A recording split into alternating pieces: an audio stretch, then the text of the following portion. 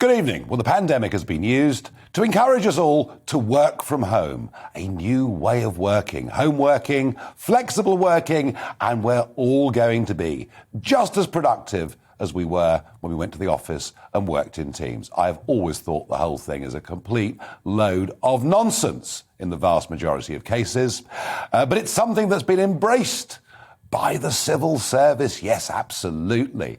The last estimate is that only 20% of civil servants are back in their London offices. And indeed, a survey conducted a few months ago into the Civil Service Union discovered that 7 out of 10 civil service officials want their post-pandemic working to include 3 days a week from home and just twice in the office. Well, I think a symptom of this has been exposed by Raphael Marshall, the whistleblower, who spoke to the Foreign Affairs Select Committee, and he talked about the withdrawal from Afghanistan, saying that at times he was the sole person in the office dealing with the Afghan inbox. And these are people, and I'm not sure, that every single person that said they wanted to come to the UK was genuine, but there were many thousands of people during those 20 years that did work for the British forces whose lives were directly under threat by the takeover of Kabul by the Taliban. Worse still with this culture,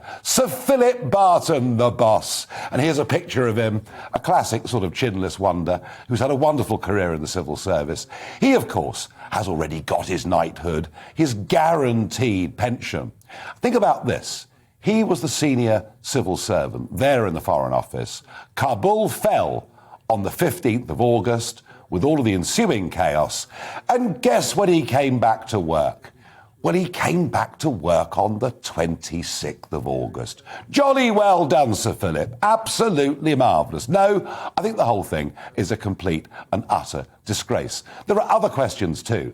Pen Farthing, who managed to evacuate 150 dogs. And it said by the whistleblower that this was a priority for Boris Johnson. Well, look, we all love dogs, but I don't think that was specifically one of our war aims.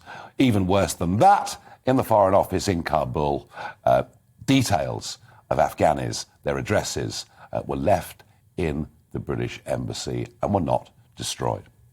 So the question tonight I want to debate with you is, should the civil service get back to the office? I'd love your views on this. Maybe I've got this wrong. Maybe home working is the future. Tell me what you think. Please, gbviews@gbnews.uk, or you can tweet @GBNews.